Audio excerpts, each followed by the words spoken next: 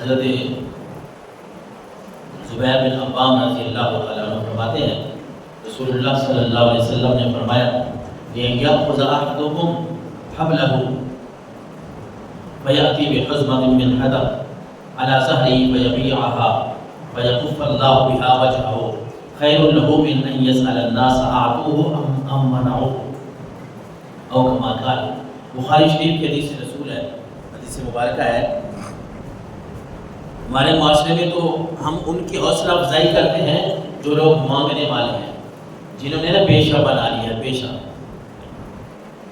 ایسی عوام اکٹھی ہو گئی، کھڑے ہو گئے لوگوں نے مانگنا پیشہ بنا دیا ہے،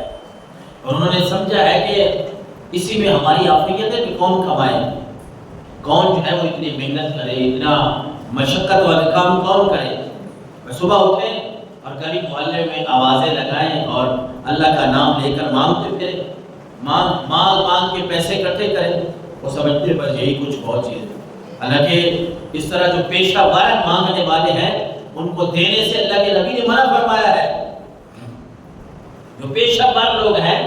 جو باقاعدہ طور پہ مانگتے ہیں، حقدار نہیں ہیں، کچھ تو حقدار لوگ ہیں، ان کے ساتھ تعاون کرنا چاہیے۔ کوئی معذور بندہ ہے،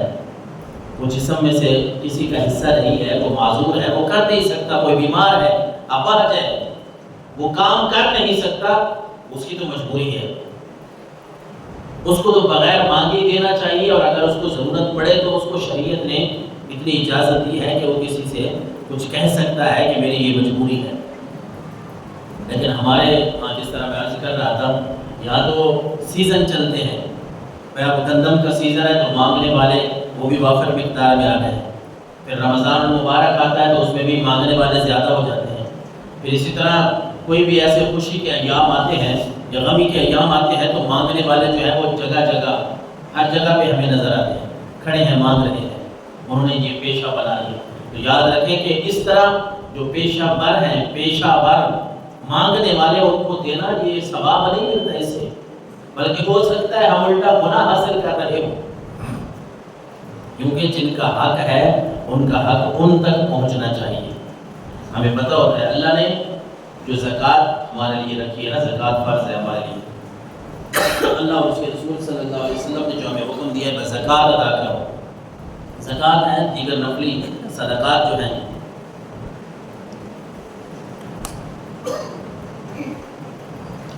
اور پھر قرآن مجید فرقان حمید کا جب ہم مطالعہ کرتے ہیں تو ہمیں پتہ چلتا ہے کہ اللہ تبارک و تعالیٰ نے پہلے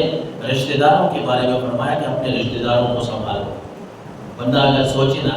کہ یہ عشر ہے گندم کا یا کسی بھی فصل کا 10واں 20واں، یہ زکوٰۃ ہے، یہ نفلی صدقات ہیں، ہر قوم کے ہر قبیلے کے لوگ اگر ایک دوسرے کے ساتھ جڑنا شروع ہو جائے نا، میرا قبیلہ، میرے قریبی رشتہ دار جو ہے میں انہیں جانتا ہوں، آپ جانتے ہیں، ہر بندہ اپنے اپنے رشتہ داروں کو جانتا ہے کس کے پاس کیا کچھ ہے، تو اگر میں نے زکوٰۃ دینی ہے، میں نے کوئی صدقہ دینا ہے، میں نے کوئی نفلی صدقہ دینا ہے، تو میں اپنے اگر رشتہ داروں کو سنبھالوں، اور اس طرح ہر بندہ جو ہے وہ اپنے رشتہ داروں کو سنبھالنا شروع کر دے تو ہر آدمی جتنے بھی کمزور ہے وہ قوی ہونا شروع ہو جائیں گے، وہ مضبوط ہونا شروع ہو جائیں گے، انہیں مانگنے کی ضرورت نہیں پڑے گی۔ لیکن ہم ان باتوں سے نہ ماہران ہیں۔ اللہ کے نبی صلی اللہ علیہ وسلم نے فرمایا لِيَأْخُذَ أَحَدُكُمْ حَبْلَهُ فَيَأْتِي بِحُزْمَةٍ مِّنْ حَطَبٍ عَلَى ظَهْرِهِ فَيَبِيعُهَا۔ اللہ کے نبی نے فرمایا بھائی مانگنے سے تو چنگا ہے، بہتر یہ ہے کہ بندہ کوئی رسی لے لے، رسی لے کے جنگل کی طرف نکل جائے، کوئی لکڑیاں اکٹھی کر لے، لکڑیاں اکٹھی کر کے اپنی پیٹھ پہ اٹھا کے بیچے اور اپنا پیٹ پالے۔ اللہ کے نبی نے فرمایا یہ مانگنے والوں سے بہت درجے بہتر ہے، اس میں کوئی عار نہیں ہے۔ یکم مئی جو ہے وہ صرف مزدوروں کا ہے، اس طرح دن ہم نہ منائیں کہ مزدوروں کا استحصال کریں۔ میں عرض کر رہا ہوں ہم مزدوروں کی حوصلہ شک نہیں کرتے ہیں، ان کو پورا حساب دیں گے تو بڑے اوکھے ہو کے دیں گے، لیکن جو مانگنے والے ہیں، جو پیشہ ور ہیں، جن کو 1 روپیہ بھی نہیں دینا چاہیے، ان کو ہم 150 ویسے ہی کما دیتے ہیں۔ بات یہاں ہے، اس میں فرق کرنا ہے کہ اللہ کے نبی نے فرمایا کہ مزدور کو مزدوری اس کے پسینہ خشک ہونے سے پہلے تو مزدور ایک ایسا اللہ تبارک و تعالیٰ کا نیک بندہ ہوتا ہے، مزدور بندہ جو اپنے ہاتھ سے کما رہا ہے، اللہ کے حبیب صلی اللہ علیہ وسلم نے فرمایا یہ تو اللہ کا حبیب ہے، جو مزدور ہے القاسم و حبیب اللہ، یہ اللہ کا حبیب ہے، اللہ کو بڑا پیارا ہے۔